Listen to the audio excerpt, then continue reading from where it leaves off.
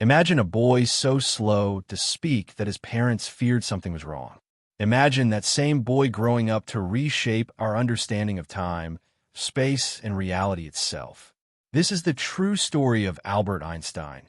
Not just the genius with the wild hair and kind eyes, but the human being behind one of the greatest minds in history.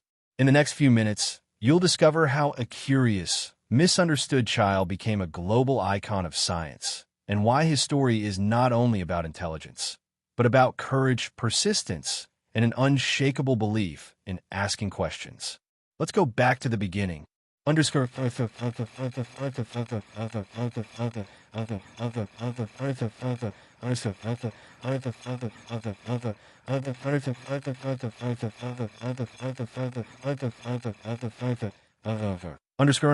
underscore. Albert Einstein was born on March 14th, 1879, in Ulm, a small city in the Kingdom of Württemberg, Germany. His parents, Hermann and Pauline Einstein, were an ordinary middle-class couple. Hermann ran a small business selling electrical equipment, while Pauline was a pianist who valued culture and education. But Albert's early years were anything but promising. He didn't speak until he was almost 3 years old. When he finally did, it wasn't with the playful chatter of most children. Instead, he spoke in full, careful sentences, as if he had been rehearsing them in his mind. Neighbors whispered that something might be wrong with him. Teachers found him distracted, lost in thought. But there was something remarkable in those silences, a deep inner world, a mind quietly absorbing details most people overlooked. Underscore.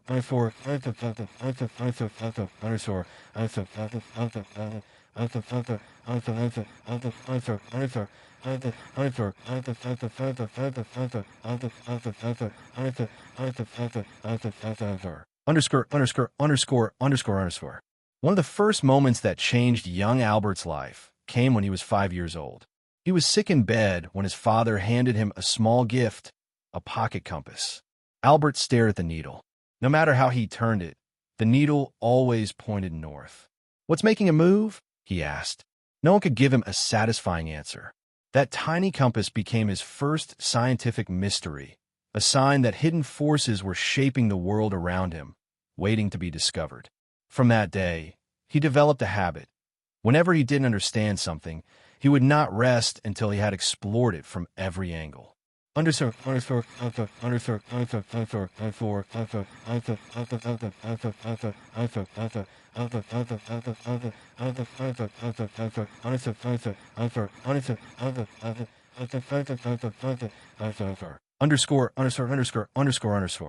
Contrary to the popular myth, Albert Einstein was not a failing student, but he wasn't a typical one either.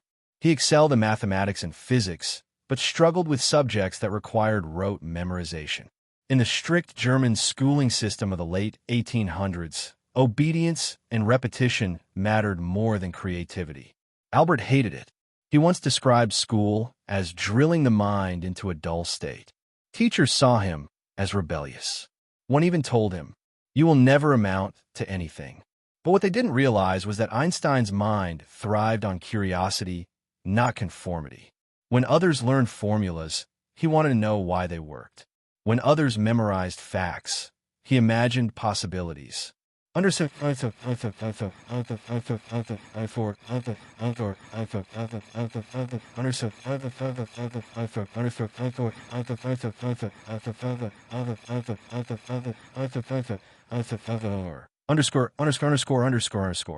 As a teenager, Albert often daydreamed. He called these thought experiments. One of his favorites was imagining himself riding alongside a beam of light. What would the world look like if you could travel at the speed of light? Would time stop? Would colors change? These questions would one day lead him to his most groundbreaking theories. But at that time, they were simply the games of an unusually imaginative mind. Underscore.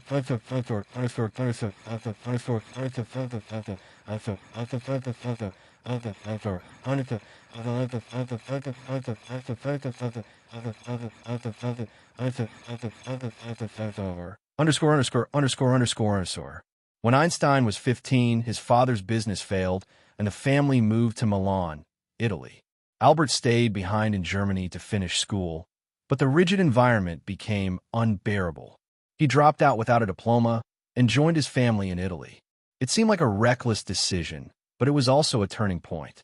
Instead of being trapped in the German education system, he applied to the Swiss Federal Polytechnic in Zurich, one of the best technical schools in Europe.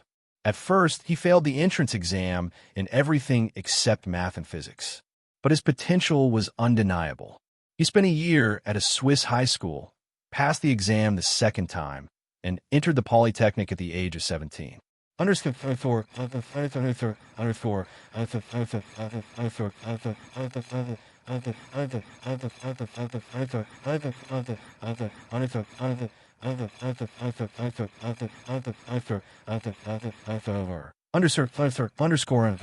In Zurich, Einstein met Maliva Merrick, a fellow physics student. She was brilliant, determined, and one of the few women in a male-dominated field. They shared ideas, dreams, and endless debates about science. But Einstein's early career after graduation was rocky. No university wanted to hire him as a professor. His reputation as a nonconformist worked against him. He took a job at the Swiss Patent Office in Bern, examining inventions for a living. It was not glamorous work, but it gave him something precious, time to think. And in those quiet hours between stacks of paperwork, he began to develop the theories that would change the world. In 1905, while still working at the Patent Office, Einstein published 4 papers in a scientific journal. Any one of them could have made him famous, but together they revolutionized physics. 1. The photoelectric effect, explaining how light can act like particles, not just waves. 2. Brownian motion, proving the existence of atoms. 3. Special relativity, showing that time and space are not fixed, but relative to the observer. 4. Mass-energy equivalence, introducing the world to the equation E equals mc squared. This was his annus mirabilis, the miracle year. Almost overnight, the unknown patent clerk became one of the most important scientists on Earth.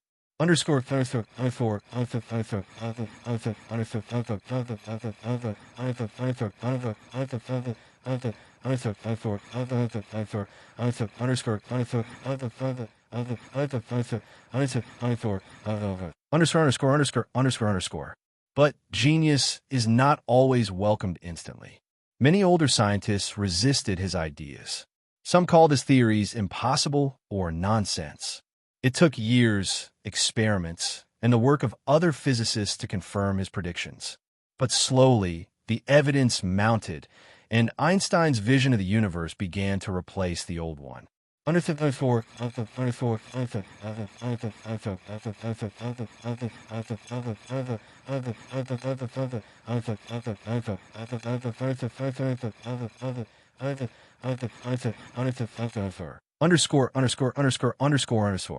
Einstein's rise to fame came at a time of global tension.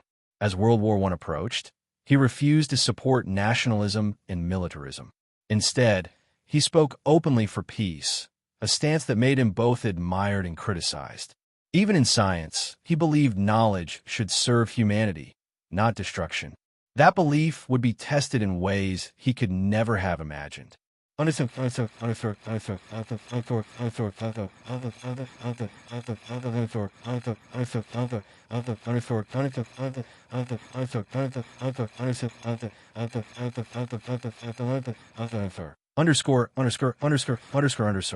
Albert Einstein had gone from a misunderstood boy to the author of some of the most revolutionary ideas in history. But his journey was far from over.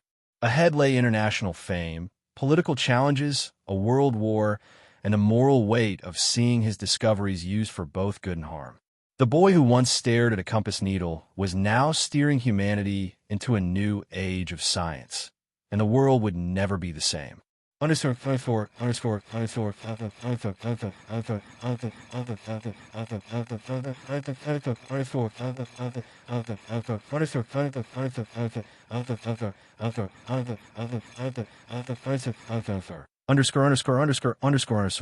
Curiosity is more powerful than talent alone.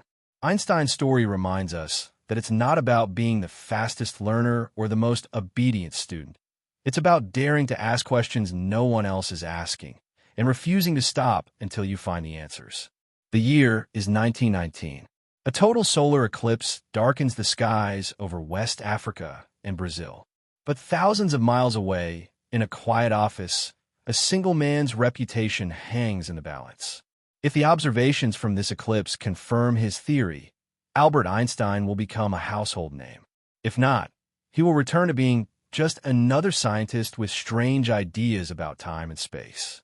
What happens next will not only launch him into global fame, it will change the way humanity understands the universe itself.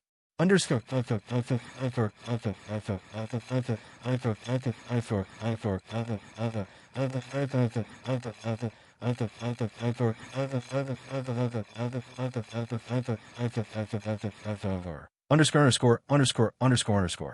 Einstein's 1905 theory of special relativity had already stirred debate, but his later work, The General Theory of Relativity, was even bolder. It claimed that massive objects like the sun bend space and time itself, and that light traveling near them would curve. This wasn't just a mathematical curiosity. It challenged the bedrock of Newtonian physics that had stood for over 200 years. In 1919, British astronomer Sir Arthur Eddington led 2 expeditions to photograph the stars during a solar eclipse. Why? Because with the sun temporarily hidden, they could see if the stars' positions appeared shifted, proof that sunlight was bending due to gravity, exactly as Einstein predicted. When the results were announced, the newspapers exploded with headlines. Lights all askew in the heavens. Einstein's theory triumphs. Overnight, Einstein became a global celebrity. For the first time in history, a theoretical physicist was a pop culture icon.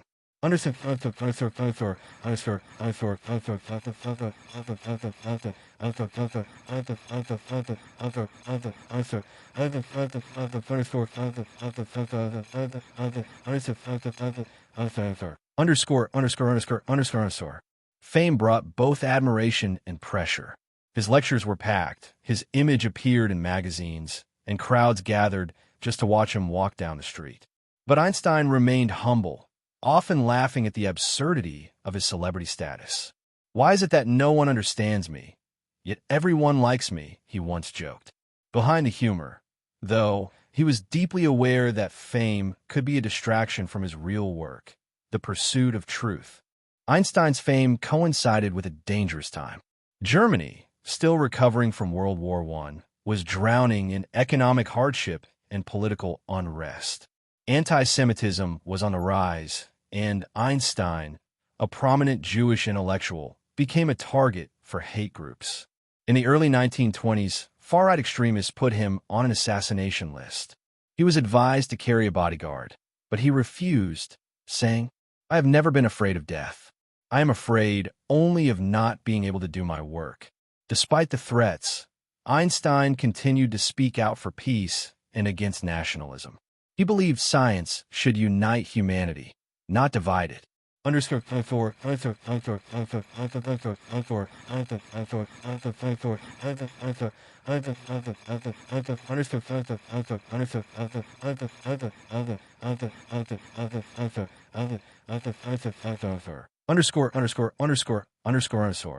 In 1933, Adolf Hitler came to power.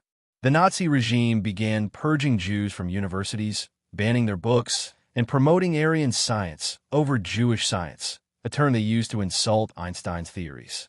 While Einstein was traveling in the United States, he received news that his house in Berlin had been raided and his property seized. He never returned to Germany. Instead, he accepted a position at the newly founded Institute for Advanced Study in Princeton, New Jersey. It would become his home and a safe haven for the rest of his life. In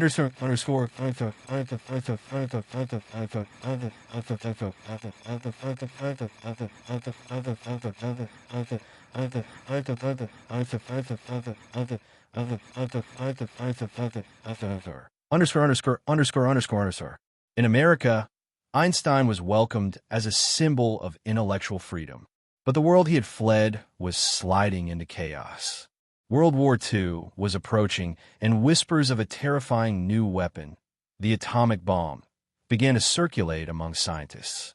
Einstein himself was a pacifist, opposed to war and violence. Yet in 1939, fellow physicist Leo Szilard approached him with urgent news. German scientists were working on nuclear fission, a discovery that could lead to a weapon of unimaginable power. Einstein, fearing what Hitler could do with such a weapon, reluctantly signed a letter to President Franklin D. Roosevelt, warning of the danger. This letter would lead to the creation of the Manhattan Project. Understood.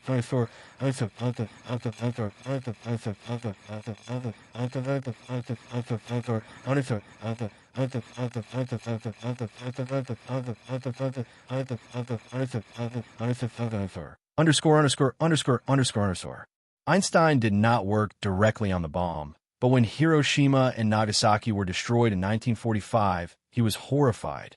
He spent the rest of his life advocating for nuclear disarmament, saying, "I made one great mistake in my life when I signed that letter to President Roosevelt recommending that atom bombs be made." Here was the bitter irony. The man who revealed the secrets of the universe had also, unintentionally, opened the door to its potential destruction. Despite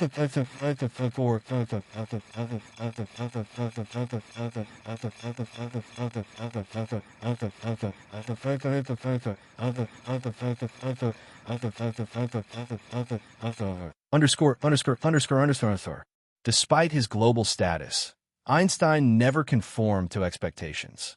He rarely wore socks, believing them unnecessary. He would walk through Princeton with his hair uncombed, his mind somewhere far away, working through the puzzles of the cosmos.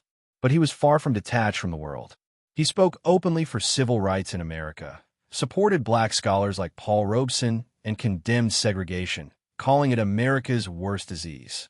He believed that science without compassion was dangerous, and that a truly educated mind must also be a moral one. In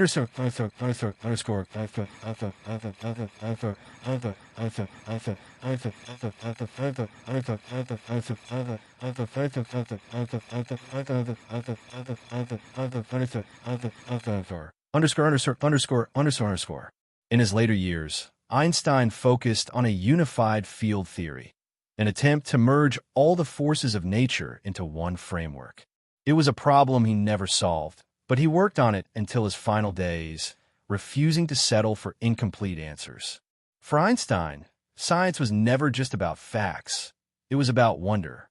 Imagination, he said, is more important than knowledge. Knowledge is limited. Imagination encircles the world.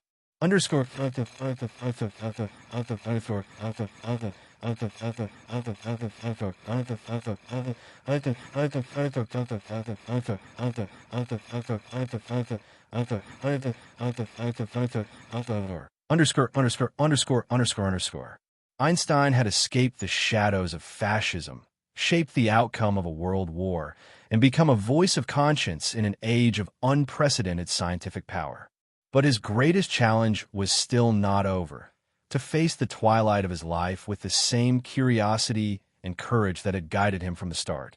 We will see how Einstein's final years revealed the deepest truths about who he was, not just as a scientist, but as a human being.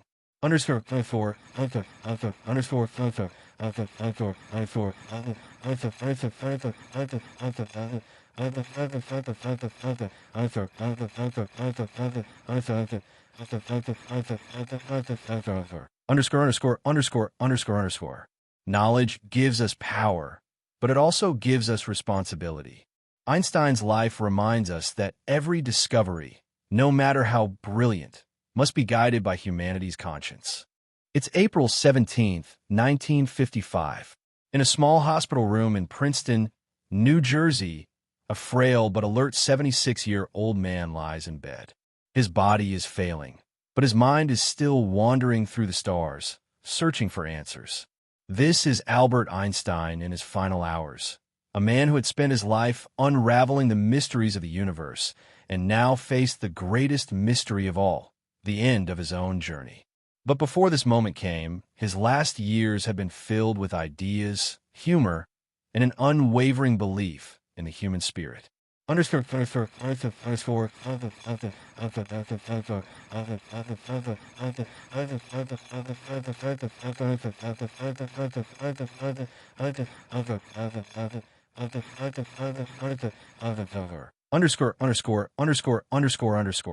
Einstein's home on Mercer Street in Princeton was modest.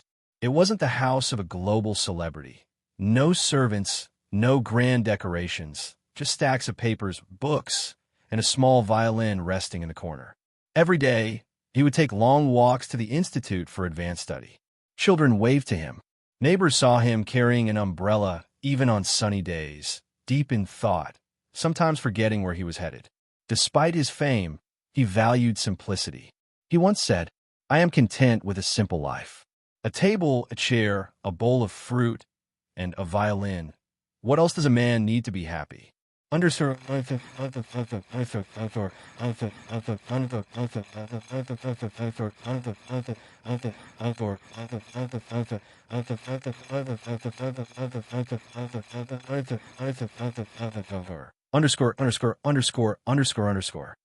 later years, Einstein's focus shifted even more toward humanity's moral struggles. He became a prominent figure in the world government movement, believing that only a united world could prevent nuclear war. He gave speeches, signed petitions, and wrote letters urging leaders to think beyond borders. In 1946, when asked about his role in the atomic bomb's creation, he spoke plainly. "The unleashed power of the atom has changed everything, save our modes of thinking. Thus, we drift toward unparalleled catastrophe." Einstein never stopped warning that science, without ethical responsibility, was a recipe for disaster.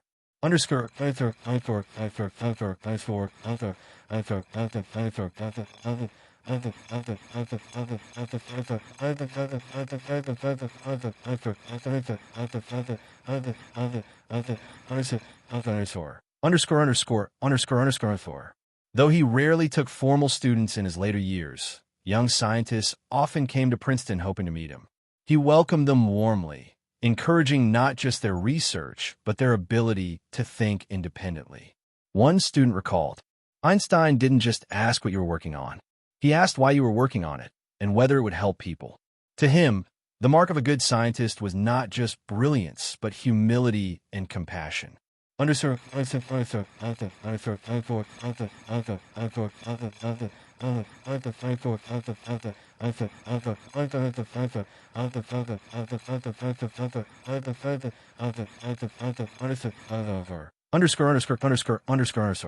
Despite the weight of his work, Einstein never lost his playful side. He loved sailing, though he admitted he wasn't very good at it and often capsized. He played the violin passionately, saying music helped him think. One famous photograph, Einstein sticking his tongue out, captured his refusal to take life too seriously, even when the world saw him as the ultimate genius.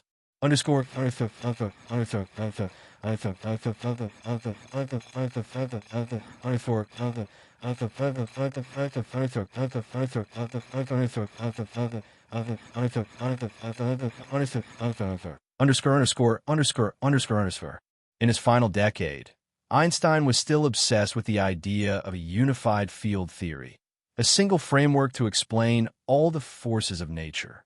Every morning, he scribbled equations, filling pages with symbols that only a handful of people on Earth could understand. But the answer never came. Still, he kept trying, believing that the joy was in the search, not the finish line. On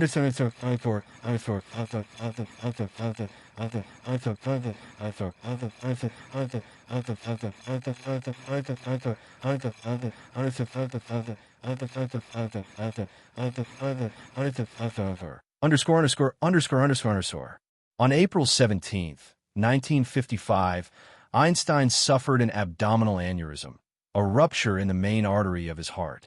Doctors suggested surgery, but he refused, saying, "It is tasteless to prolong life artificially.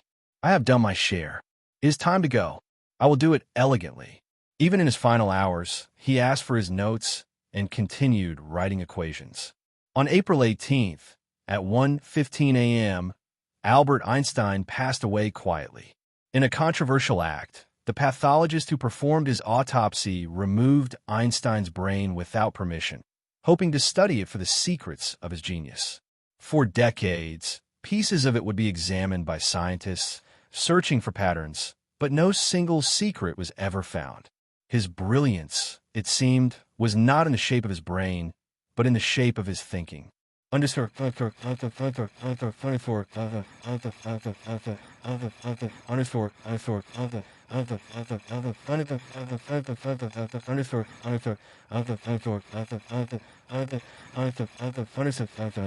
Underscore.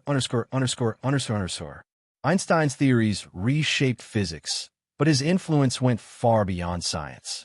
He became a symbol of intellectual freedom, moral courage, and the power of curiosity. Today, his work forms the backbone of technologies from GPS systems to nuclear energy. His words inspire dreamers, his life inspires thinkers, and his image still stands for human potential. One of his most famous quotes sums up his life philosophy. Try not to become a man of success, but rather try to become a man of value.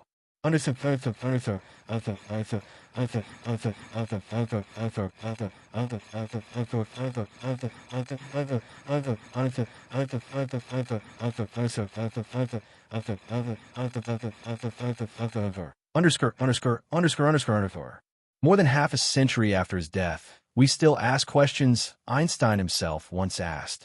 What is time? What is space? Where does curiosity lead us? Einstein may be gone, but every time we look up at the night sky and wonder, we are following in his footsteps. Because the true measure of genius is not what it knows, it's what it dares to imagine.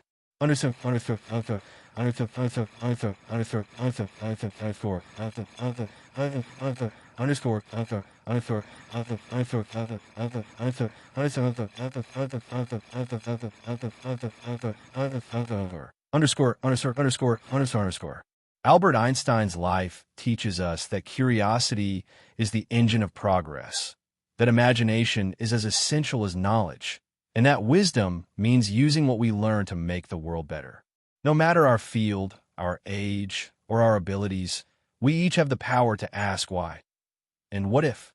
And in doing so, we keep the spirit of discovery alive.